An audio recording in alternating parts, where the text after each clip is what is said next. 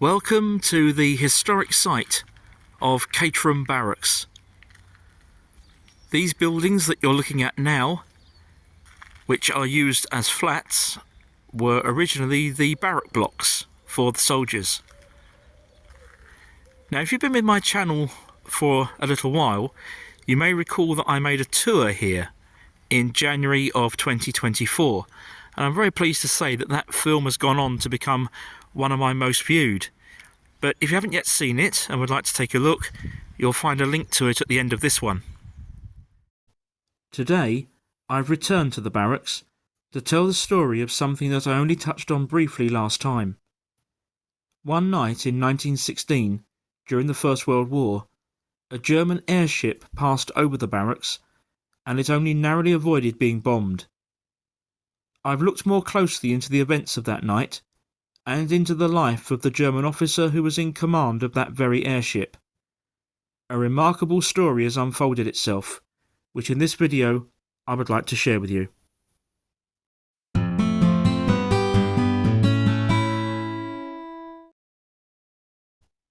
Airships were the invention of this man, the German soldier and engineer Count Ferdinand Adolf Heinrich August Graf von Zeppelin.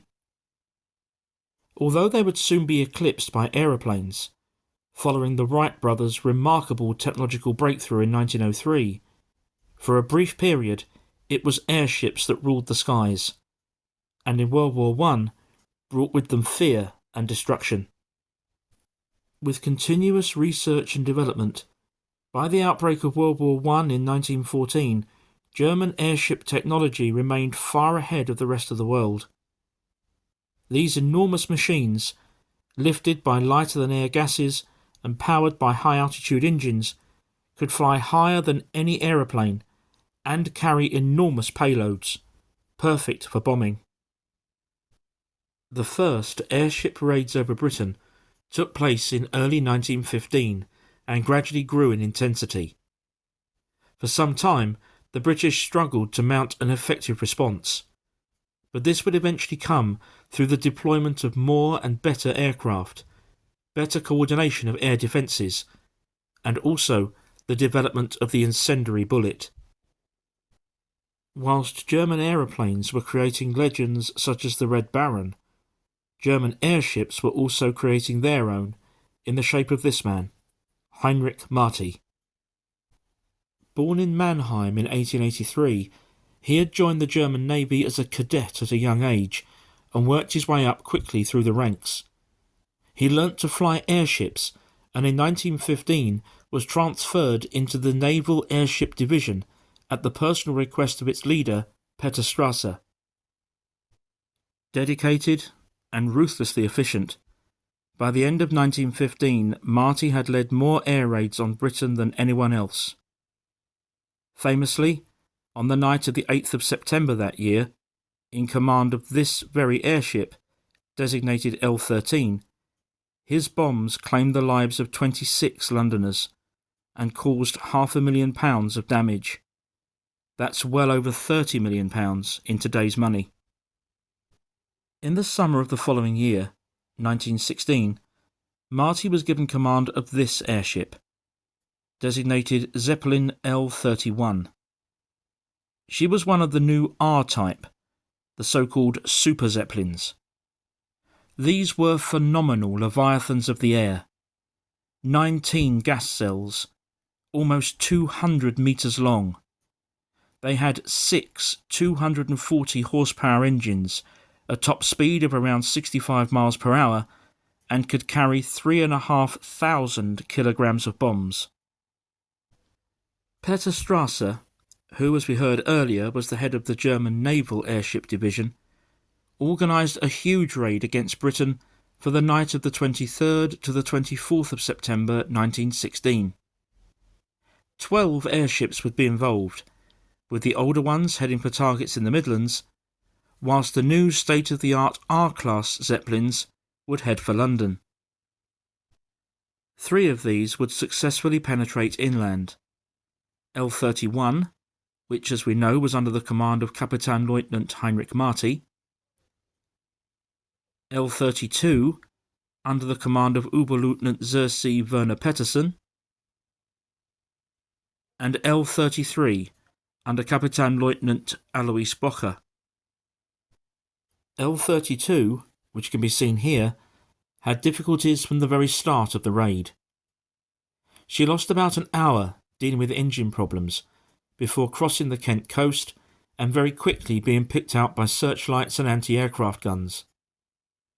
She was then intercepted by an aircraft flown by Second Lieutenant, later Group Captain, Frederick Sowery of No. 39 Squadron of the Royal Flying Corps. He launched 3 separate attacks against L-32 and eventually set her on fire. Very quickly turning into a huge fireball, L-32 was totally destroyed, as can be seen here in this photograph of the wreckage. She crashed to the ground just south of Billericay in Essex, with the loss of her entire crew. This image of L-33 really provides a good idea of scale, when viewed in the context of the crowds of people that you can see beneath her. On paper at least, she had a slightly more successful raid that night. She crossed the Essex coast and began to drop bombs as she headed towards London, some of which landed on an airfield that ironically was used by No. 39 Squadron. However, her luck too was not to last. She was quickly picked up by searchlights, anti-aircraft fire and interceptor aircraft. She suffered a series of hits, and her captain realised that she would not be able to limp back to Germany. She therefore crash-landed at Little Wigborough in Essex. All the crew survived, and they quickly set her alight before being arrested by the local police. The relatively intact framework of L-33 made it a magnet for both British intelligence and souvenir hunters. In fact, this aspect became fairly well organised, with fragments being sold off to raise funds for the British Red Cross. In my history collection, I'm very fortunate to own a fragment of L-33, which you can see here. Provenance of such pieces is very important, but this one came from a recognised collection, so I can be certain of its authenticity. It's a small piece of twisted and burnt aluminium framework, about 1.5 inches in length, and is a wonderful physical connection to such a historic event. Now we come to the crucial matter of Heinrich Mathy and L-31. He crossed the Kent coast shortly before 11 p.m. on the 23rd of September and headed towards London. Just after midnight, he arrived over Caterham. Here was his chance to bomb the Barracks, a vital training centre packed with thousands of soldiers and unquestionably a legitimate military target. Yet it appears that he didn't know precisely where he was. This target of opportunity disappeared beneath him, and he dropped 4 bombs just a few minutes later, all of which landed on Kenley. Kenley, in 1916, was not the home of the famous Battle of Britain aerodrome that it would become in 1940. However, its residents certainly had a rude awakening that night. Thankfully, there were no deaths, although there were 2 injuries as well as damage to a gas main, and, as we can see in this photograph, damage to a letterbox and a lamppost. Although harassed all the way, Heinrich Mathy would once again wreak terrible devastation, including here at this girls' school in Streatham. His bombs fell across a huge swathe of both South and North London before L-31 headed back to Germany. She would be the only one of the 3 Super Zeppelins to safely return home that night. All the airship crews were now well aware that their time of technological dominance was over, and the odds of their survival were shortening. Mathy's crew had even witnessed the distant fireball as L-32 went up in flames. Around this time, Mathy famously said, "It is only a matter of time before we feel the same way as the others. If someone claims that he is not haunted by the horror visions of burning airships, then he is a show-off. Mathy was also once asked what he would do if his airship was on fire. Would he jump, or would he stay and burn? His reply was, "I won't know until it happens." That choice would come just 1 week later. The last flight of Zeppelin L-31 and her crew took place on the night of the 1st to the 2nd of October 1916. To the north of London, she was caught by searchlights and anti-aircraft fire, and then intercepted by Second Lieutenant Wulfstan Tempest of the Royal Flying Corps. He raked the airship with incendiary bullets, and she burst into flames, crashing to the ground near Potter's Bar in Hertfordshire. With part of the airship's framework tangled up in a tree, these photographs show the total destruction of L-31. There were no survivors among the crew, most of whom stayed and burned. When his moment of decision came, Mathy decided to jump, and this photograph shows the cordoned-off spot, surrounded by soldiers, where he was found.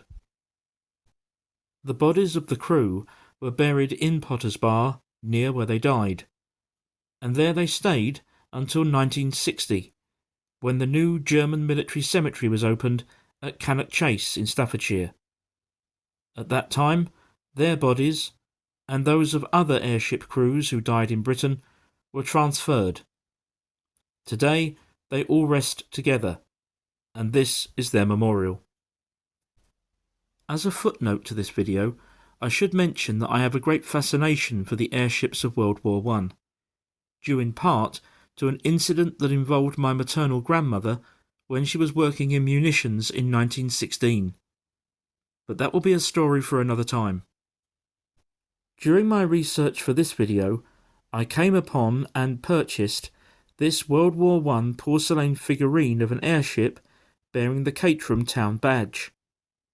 It wasn't specifically produced because of the incident that occurred over the Barracks in 1916. Many towns and cities produced similar ornaments at that time, usually to raise funds for the war effort. But either way, it's an interesting antique and another nice addition to my history collection. So there we are. The story of the German airship commander Heinrich Mathy, and the night that he thankfully missed his opportunity to bomb the Caterham Barracks.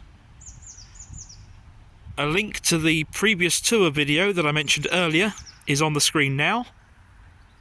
I would like to thank you very much indeed for joining me today, and I will see you again very soon.